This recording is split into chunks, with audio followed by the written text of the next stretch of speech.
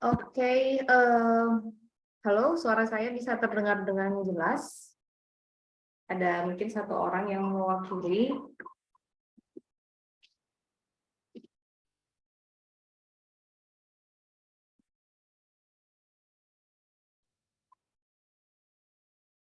Oke, halo, Mosh. Halo, Minasan, apakah suara saya terdengar dengan jelas?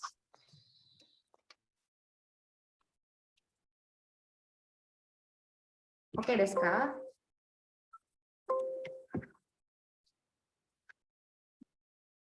Oke. Baik. Oke, Minasan, jam sudah menunjukkan 17.00. Kita mulai sekarang ya.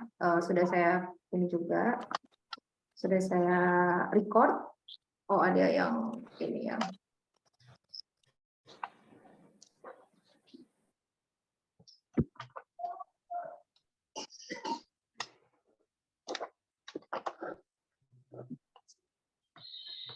Oke, yang baru bergabung, selamat datang. Hai, saya ulangi, konnichiwa, selamat sore. Untuk minasan yang sudah bersedia untuk datang, ya. Di sini partisipannya masih ada 10 orang. Kemungkinan nanti akan bertambah lagi, atau misalnya nggak datang, saya akan share record Zoom-nya nanti di grup ya. Oke, saya ucapkan domo arigatou gozaimasu. Terima kasih sudah berpartisipasi di Japanese Trial Class online by Zoom. Untuk teman-teman yang lain, mungkin onegaishimasu di mute dulu, minasan. Oke, saya izin mute ya. Oke, mute dulu karena nanti ada sesi tanya jawab di akhir ya. Jadi kita mute dulu karena pesertanya banyak juga, jadi supaya bisa fokus mendengar suara. Misal suara saya tidak terdengar dengan jelas atau misal suara hilang atau kecil, mungkin ada salah satu yang bisa bantu untuk memberi instruksi ya. Misal suaranya kecil, tolong dikerasin lagi, atau suaranya hilang misal ya. Oke. Kalau tidak ada interupsi, saya anggap suara saya berarti aman ya, keras. Hai, Hajime Mashu ya, kita mulai Japanese Trial Class untuk hari ini. Oke, menang. Jadi sebelum kita masuk ke materi utama yang pernah saya tulis di grup waktu itu, mungkin dari minasan ada yang chat bertanya-tanya, saya itu apakah ex magang, apakah saya pernah bekerja di Jepang, atau misal saat ini kenapa kau buka kelas online. Jadi banyak yang tanya sebagai apa sih saya itu membuka kelas bahasa Jepang ini. Macet sensei. Halo ya. Kalau gini gimana? Oke.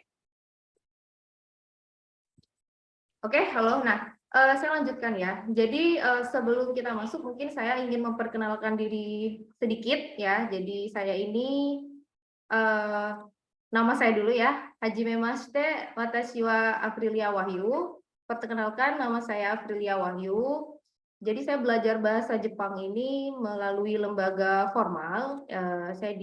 Kebetulan saya memang guru. Jadi kalau bertanya-tanya, saya ini apakah ex Kenshu atau magang? Bukan. Saya juga posisi sekarang juga masih di Indonesia, bukan di Jepang. Jadi saya menyelesaikan pendidikan S1 itu memang di Bahasa dan Sastra Jepang di Universitas Negeri Surabaya. Kemudian saya melanjutkan S2 di Pendidikan Bahasa Asing Linguistik Jepang di UNESA. Jadi memang background saya adalah guru bahasa Jepang. Untuk mengajar di dunia mengajar bahasa Jepang sebenarnya udah dari tahun 2014 ya. Jadi saya udah 9 tahun ya di dunia mengajar. Ini beberapa tempat yang pernah jadi tempat kerja saya. Dan sekarang saya di PT Kofuku Edutama Karya. Jadi di LPK yang mengajar. sebagai instruktur bahasa Jepang. Jadi yang tanya-tanya saya ini siapa? Ya saya cuma guru ya, cuma guru bahasa Jepang yang memang mengadakan program kelas free trial class online ya, secara online. Oke. Kemudian selain saya ngadain kelas online, saya juga membuat ini ya Japanese YouTube class, tapi mungkin nggak terlalu aktif. Cuma saya berusaha untuk upload. Di situ ada beberapa edukasi tentang pembelajaran bahasa Jepang. Kalau minasan mau mampir silakan di Pika Pika Nihongo. Mungkin seputar masih materinya basic ya sehari-hari. Di sini masih banyak yang baru datang ya. Oke, dozo. Kemudian sebenarnya program trial class ini bukan pertama kali saya laksanakan, ini sudah yang kedua kali. Jadi awal mulanya memang di Facebook. Di Facebook itu tahun awal 2022 sekitar bulan Januari akhir atau Februari awal saya adakan kelas ini, Free Japanese Class juga, kelas reguler belajar selama 1 bulan dengan saya mempunyai waktu itu maksimal 30 peserta dan tidak ada syarat apapun, yang mau daftar silakan daftar, yang penting siapa cepat dia dapat, tapi tidak pakai buku teks. Jadi modulnya saya bikin sendiri. Ternyata program pertama ini tidak berjalan lama, gagal, bisa dikatakan gagal karena hanya 1 bulan awal pesertanya semangat full, sampai akhirnya pesertanya sisa 1 atau 2 orang saja dan saya tutup kelasnya. Kemudian saya evaluasi kenapa ini maksudnya sudah gratis, sudah tidak bayar apapun, minasan tinggal online aja di Zoom ya, tinggal beli kuota, tapi ternyata semangatnya cuma di awal aja. Ternyata memang salah satunya adalah tidak punya pegangan atau buku, sehingga murid-murid itu atau siswa itu tidak bisa belajar sendiri di rumah. Jadi nunggu saya memberikan materi, mereka kerjakan, atau mereka juga nggak bisa review, hanya mengandalkan materi dari yang saya punya. Oleh karena itu, untuk yang jangka panjang, saya melakukan seleksi di awal itu harus punya buku. Bukunya boleh punya sendiri, ya kalau sudah punya nggak apa-apa, tapi harus diberikan foto. Nah kalau belum punya, harus punya. Nah jadi untuk mengantisipasi kegagalan yang pernah terjadi di program pertama di awal tahun itu. Makanya saya mewajibkan harus punya buku teks ya, karena belajarnya jangka panjang. Nah, ibarat kita kan juga misal percaya ya, punya keyakinan, kan ada kitab sucinya, belajar kan juga kita harus punya pegangan atau buku teks supaya terarah, efisien dan sistematis belajarnya. Gitu. Harapannya misal nanti setelah 3 bulan minasan sudah berhenti, tidak ada tutor, itu saya bisa lepas, minasan bisa tahu caranya belajar sendiri itu bagaimana dengan buku-buku tersebut. Karena bukunya itu yang dipakai nanti ada sekitar 4 sampai 5, bahkan mungkin bisa 6 buku ya, pendamping, penunjang buku-buku latihannya. Begitu. Jadi sekilas tentang program yang saya ada ini secara online. Kalau secara offline saya dulu sempat ngadain, tapi di Surabaya waktu itu di Balai Pemuda, kalau ada minasan dari Surabaya itu juga gratis 1 minggu sekali, tapi karena pandemi ya akhirnya dilaksanakan secara online dan saya ngadain sendiri program ini. Oke, jadi untuk pertemuan ini yang saya bahas mungkin bukan bahasa Jepangnya itu sendiri ya, tapi memang mulai dari mana ya, kita perkenalan dulu sama bahasa Jepang itu yang seperti apa. Nah, kemudian juga yang selama ini saya perhatikan di grup ataupun memang untuk para pemula pembelajar bahasa Jepang itu pasti bertanya-tanya kenapa sih di antara banyak bahasa asing ya di dunia ini, kenapa minasan harus belajar bahasa Jepang misalnya. Kemudian ini yang paling banyak juga yang ditanyakan adalah mulai dari mana harus belajar bahasa Jepang. Nah, kemudian juga masih banyak yang tanya apa dulu nih yang harus dipelajari. Jadi cara belajar bahasa Jepang itu kayak gimana? Ada yang bilang banyakin nonton anime, ada yang bilang hafalin hiragana katakana dulu. Oh, beli buku Minano Nihongo dulu, misal seperti itu. Jadi banyak sekali saran-saran dan saran-saran tersebut memang benar, ada betulnya, tapi mungkin itu preferensi setiap orang ya, belajarnya berbeda-beda. Nah, jadi sekarang itu mungkin saya perkenalkan dulu tentang bahasa Jepang itu sendiri. Oke, jadi bahasa Jepang ini adalah bahasa asing yang cukup populer. Kenapa populer? Banyak sekali bahasa asing di dunia ini ya. yang penuturnya juga banyak. Bahasa Jepang ini ternyata tidak masuk 5 besar dalam bahasa yang penuturnya terbanyak, tapi ada di peringkat ke-9. Peringkat ke-9 dengan penutur atau jumlah penutur bahasa Jepang sekitar 128 juta yang menuturkan bahasa Jepang itu, baik orang Jepang itu sendiri ataupun orang asing.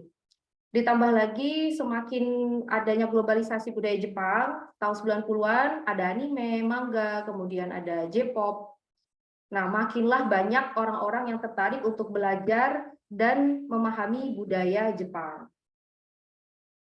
Nah, saya pun juga dulu awal-awal tertarik dengan bahasa Jepang, jatuh cinta kepada bahasa Jepang karena di masa kecil itu kan banyak sekali kartun-kartun yang ada di TV. Dicari ini buatan siapa sih? Oh, ini produksi dari negeri Sakura, Jepang. Dari situ kan mungkin minasan juga punya ketertarikan karena adanya globalisasi budaya ya, atau suka anime. Dan fakta berikutnya ya, mungkin yang minasan perlu ketahui, kenapa orang Indonesia itu sangat banyak sekali yang belajar bahasa Jepang ya. Selain karena kerjasama pemerintah kita banyak dan Jepang juga negara industri sampai sekarang, Indonesia ini ada di peringkat kedua terbesar dunia yang mempelajari bahasa dan budaya Jepang. Nomor satunya adalah China, ya. Jadi negara China itu yang nomor satu pembelajar bahasa Jepangnya banyak. Jadi kalau sekolah bahasa, Sensei, kikoimasen. halo, iya halo, halo, apakah bisa terdengar? Bisa bantu jawab? Terdengar? Oke? Bisa. Oke, ya, saya lanjutin ya. Oke, saya lanjutin. Ini untuk Indonesia sendiri ya, tadi masuk ke dalam kedua terbesar dunia yang belajar bahasa Jepang setelah Cina. Kemudian Indonesia menjadi negara pertama terbesar untuk ukuran negara non kanji ya, sebanyak 3 jutaan orang belajar dan mempelajari budaya dan bahasa Jepang ya. Kenapa dibilang negara non kanji? Karena kita memang bukan negara yang pakai kanji, negara yang pakai huruf kanji ya, bukan tepung ya. Huruf kanji itu kan ada pertama Cina memang kan. Karena Kang itu artinya China. Kang, China, kemudian Ji itu huruf. Jadi huruf yang berasal dari Cina. Kemudian menyebar ke Korea Selatan. Waktu itu bukan Korea Selatan sih, Korea ya. Sebelum kebagi menjadi Korea Selatan dan Korea Utara. Kemudian baru terakhir itu ke Jepang. Indonesia tuh tidak pernah ada masuk negara pengaruh huruf kanji, tapi kenapa pembelajar bahasa Jepangnya banyak sekali yang belajar kanji ya. Makanya sangat, kalau minasan cari orang Indonesia yang belajar bahasa Jepang, bekerja ke Jepang itu jumlahnya sangat banyak sekali. Nah, tinggal gimana kita memanfaatkan itu ya. Oke, kemudian itu sekilas tentang bahasa Jepang. Ya, jadi kalau dengar bahasa Jepang di Indonesia itu bukan sesuatu yang aneh. Misal kayak orang belajar bahasa Rusia, nah itu kan masih jarang. Kalau orang dengar belajar bahasa Jepang, itu sangat mudah dijumpai, sehingga itu berpengaruh kepada jumlah pengajar, jumlah guru, dan juga bahan ajarnya atau buku-bukunya. Hai minasan, sumimasen, bisa di-mute ya. Untuk yang masih belum mute, ya saya minta tolong di-mute dulu. Oke. Hai, onegaishimasu, di-mute dulu. Duduk. Oke, saya mute ya. Mute dulu untuk yang belum di-mute. Nah, supaya lancar. Oke. Nah, kita lanjut lagi. Tadi setelah ada fakta tentang bahasa Jepang itu seperti apa, berikutnya mungkin minasan ini yang berniat belajar bahasa apapun, terutama bahasa asing, bahasa Jepang. Yang pertama kita akan lihat keterampilan apa saja yang perlu dikuasai ya. Oke. Yang pertama adalah minasan harus menguasai keterampilan menulis, atau kalau dalam bahasa Jepangnya disebut dengan kaku no yoku. Yang menulis huruf hiragana, katakana, kanji. Ini adalah kemampuan pertama ya, tapi kanji di skip. Yang perlu pertama kali adalah kemampuan menulis hiragana, katakana. Keterampilan di sini. Secara umum hiragana, katakana, kanji. Kemudian kemampuan berikutnya yang perlu dikuasai ya adalah kemampuan membaca atau yomu no ryoku. Nah, kemudian berikutnya adalah kemampuan untuk berbicara atau hanasu no ryoku. Dan yang terakhir adalah kemampuan untuk menyimak atau mendengarkan, yaitu Kiku no Ryoku. Kenapa kemampuan menyimak atau mendengarkan itu ditaruh di paling akhir? Karena memang supaya kita paham apa yang kita dengar, itu kita harus punya input, punya informasi awal. Misal kita harus belajar kosakatanya dulu, kita harus baca dulu, kita harus pernah praktek berbicara dulu, maka kita akan paham kalau orang ngajak ngobrol, atau misal kita nonton dorama, nonton anime, oh artinya itu ya, karena kita sebelumnya pernah ada informasi atau input berupa menulis atau membaca. Nah, 4 keterampilan berbahasa ini itu bisa dikuasai semua, bisa salah satunya, bisa salah 2, bisa salah 3, itu tergantung minasan. Ya, saya nggak bilang mewajibkan 4 kemampuan ini, tapi kalau ingin terampil secara utuh harus punya 4 kemampuan ini. Kalau salah satu ya tidak apa-apa. Tapi ibaratnya nanggung ya, udah basah nggak sekalian mandi gitu. Dia misal mau nulis aja tapi nggak mau baca. Jadi sayang, harus punya 4 keterampilan berbahasa ini. Oke? Kemudian selanjutnya itu pertanyaan umum ya. Mulai dari mana belajar bahasa Jepang? Nah, tadi yang awal saya jelaskan kalau di grup-grup itu atau misal secara umum ya, orang-orang kan mulainya adalah hiragana katakana ya. Menurut saya sih benar banget itu. Tapi bagi saya ya, untuk pertama kali minasan memutuskan belajar bahasa Jepang atau bahasa apapun adalah tentukan tujuan belajar. Jadi ini mungkin sepele ya, udahlah belajar aja nggak usah ada tujuan-tujuan. Nah ini sepele disepelekan oleh beberapa pembelajar awal, padahal ini penting. Yang pertama apa? Apakah minasan belajar itu tujuannya adalah untuk bekerja atau berkarir ke Jepang, di perusahaan Jepang di Jepangnya atau di perusahaan Jepang di Indonesia?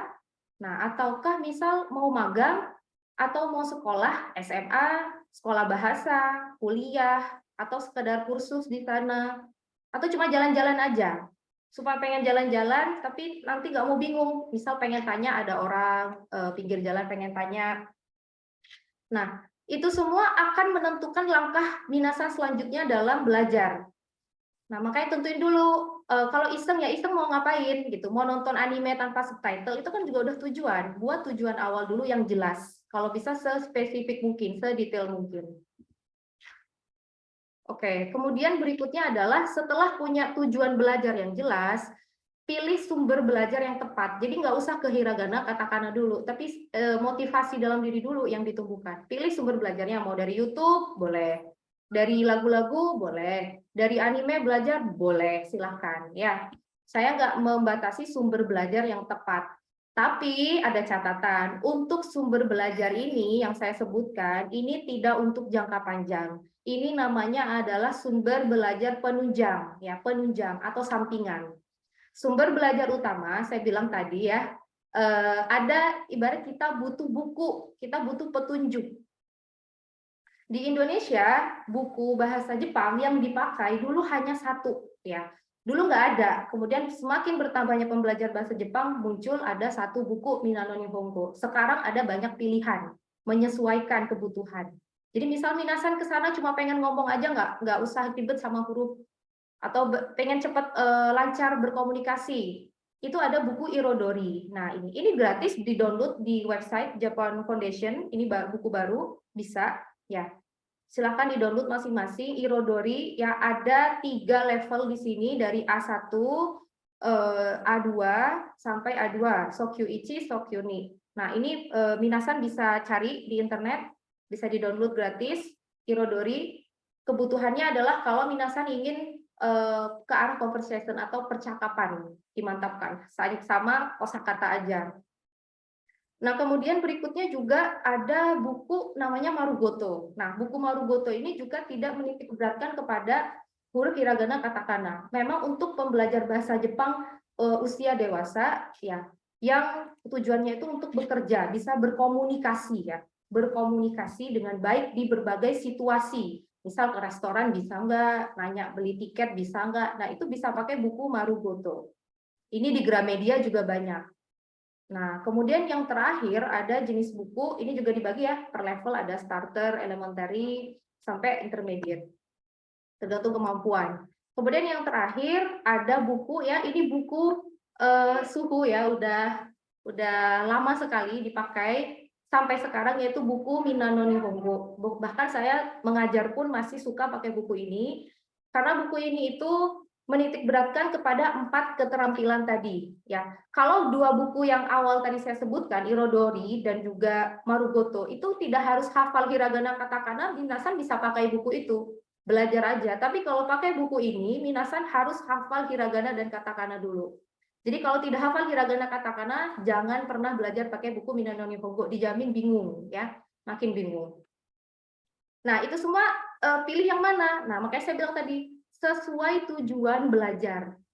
Ditentukan di awal tujuan belajar supaya nggak bingung milih buku yang mana.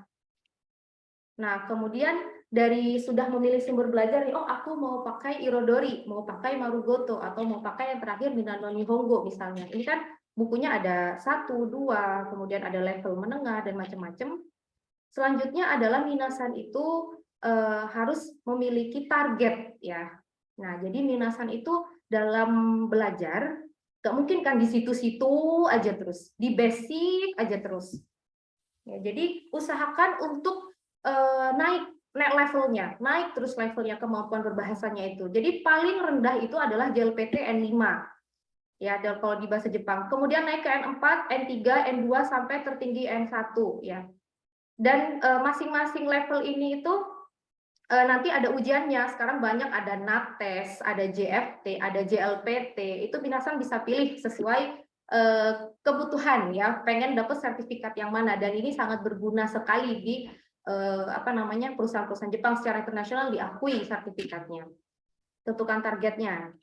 Kemudian, nah di sini kalau pengen tanya, nah terus untuk mencapai level basic atau N5 itu saya butuh waktu berapa lama gitu kan?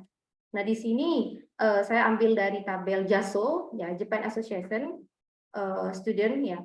Di sini ada tabel rata-rata untuk pembelajar bahasa Jepang berbagai tingkat N5 sampai N1.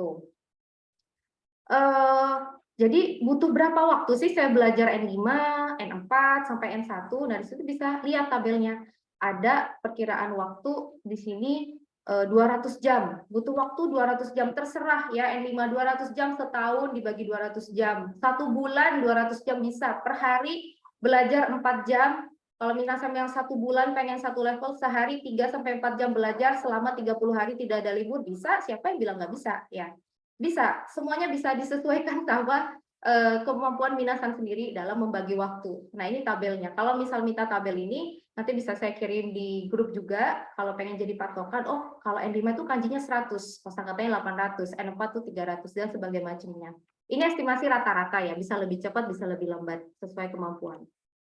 Kemudian selanjutnya, gimana cara belajar bahasa Jepang? Nah, salah satu yang menentukan minasan itu apakah ada di situ-situ aja belajarnya, nggak naik-naik level, itu karena belajarnya tidak terstruktur dulu. Jadi ibarat kita itu kalau mau perang ya, kalau mau ujian, jangan lupa strategi. Belajar itu ada caranya, tidak cuma masalah semangat aja. Nah, yang pertama mungkin yang perlu dilakukan kalau selama ini saya mengajar, dan itu adalah minimal untuk bahasa Jepang, ketahui dulu, hafalkan dulu namanya aisatsu atau salam. Ya, selamat pagi, sore, selamat siang, malam, selamat tidur, selamat tinggal. Ini aja dihafalkan dulu minimal, karena dia tuh pembuka. Misal kita pengen nambah temen, pengen tanya, kita tahu salam dalam bahasa Jepangnya itu apa.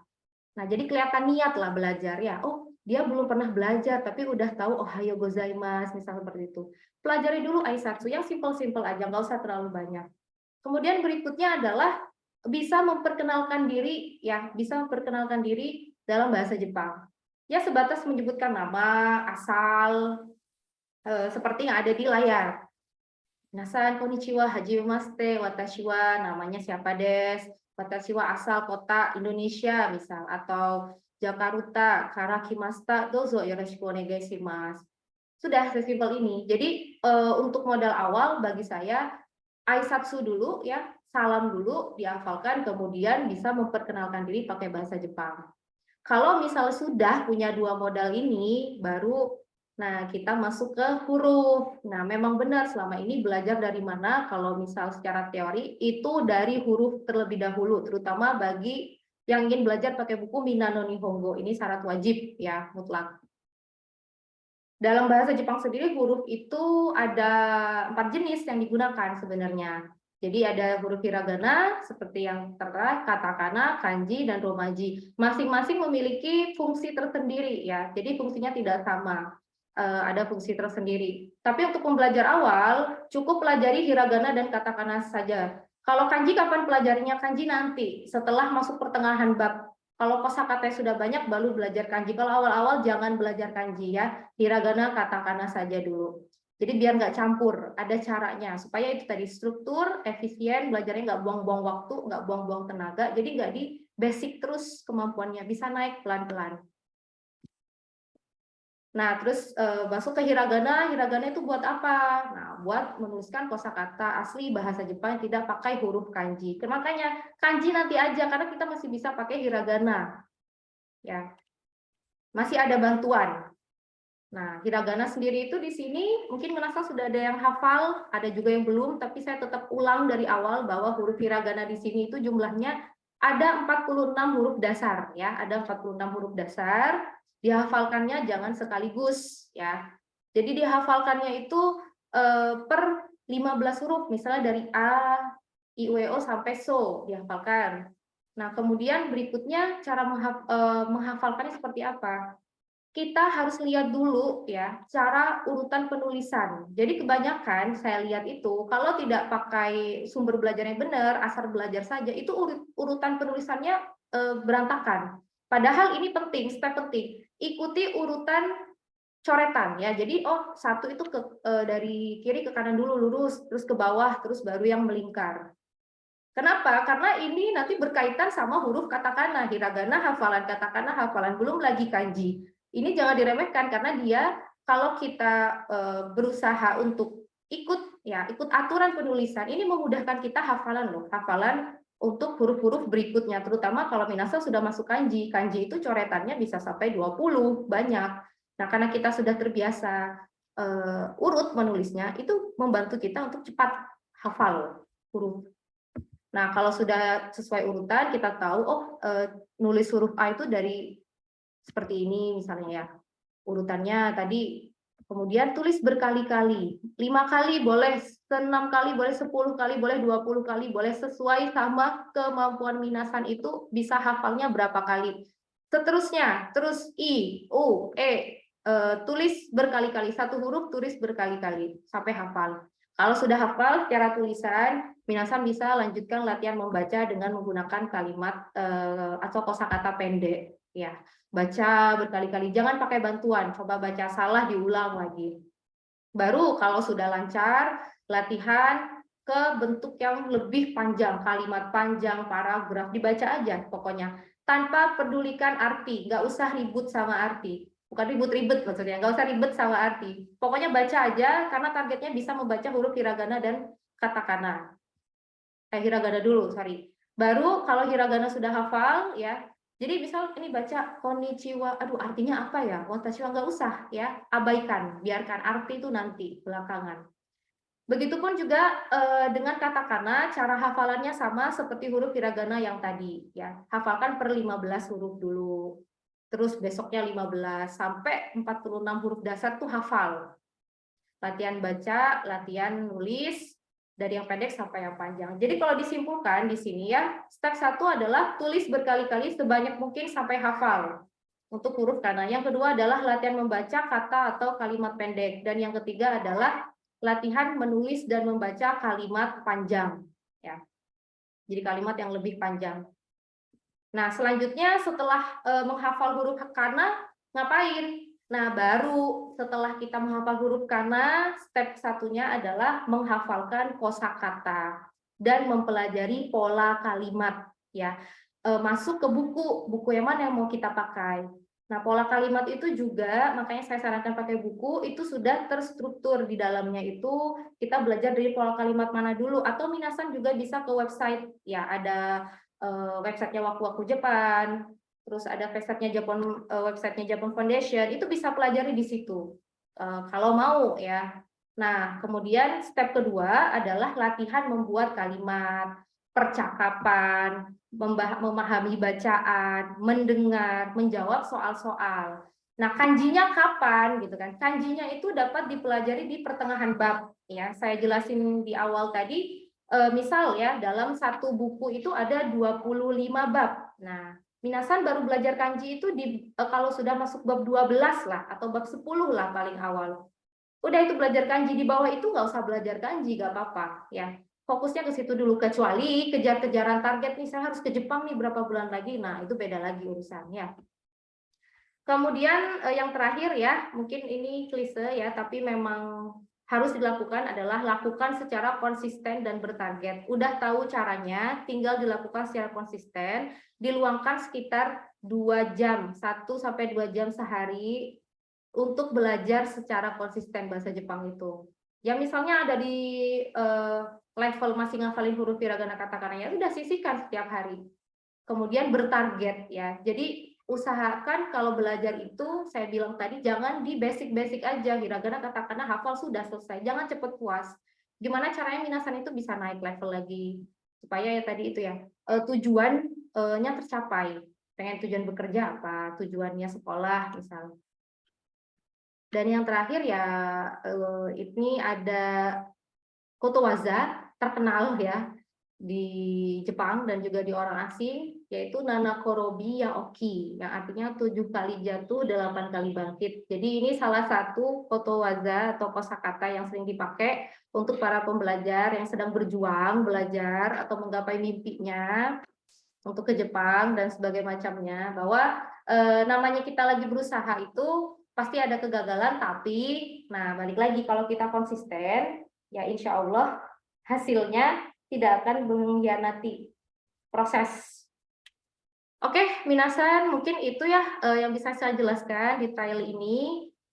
Silahkan kalau misal ada pertanyaan, saya buka sekarang, mic-nya juga bisa dibuka, kalau mau buka kamera juga silakan. Karena sifatnya perkenalan ya bahasa Jepang, jadi saya nggak bisa terlalu detail juga. Waktunya terbatas. Oke, tidak ada pertanyaan untuk kelas ini. Tidak ada, Sensei. Oh, ini Aldosan ya, mau bertanya. Raise hand. Hai Aldosan, dozo.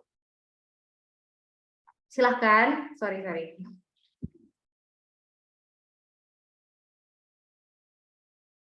Halo?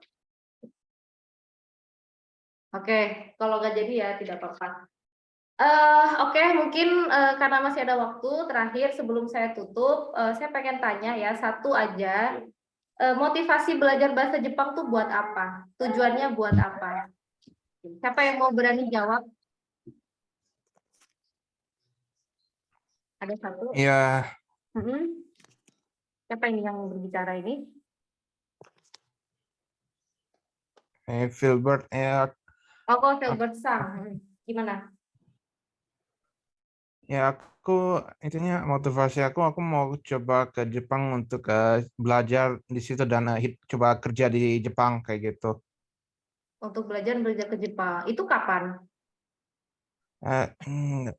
Intinya aku harapnya sampai next year kayak gitu. Oh, tahun depan ya. Oke. Jadi targetnya tahun depan. Oke.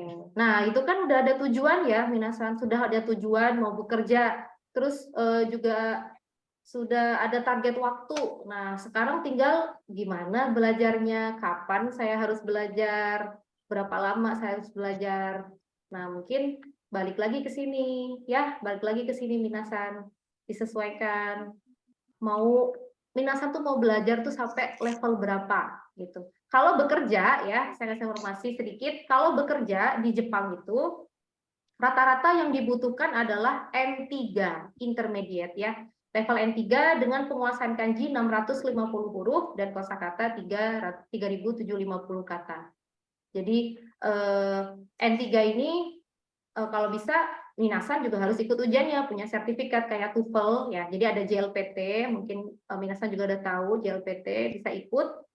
Nah, di sini juga dijelaskan kalau pengen kerja, karena saya lihat lebih banyak yang pengen kerja ya.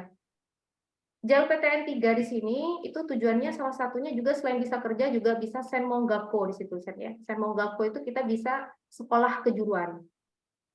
Bisa Daigaku, belajar di kampus dan juga Daigakuin, bisa ke pascasarjana atau S2 gitu. Sedangkan di level N4 ya kita udah bisa ikut EJU ya dan juga JLPT bisa untuk persyaratan yang ringan-ringan lah ya. Jadi minimal targetnya N3 lah kalau buat orang asing, minimal kalau pengen bekerja.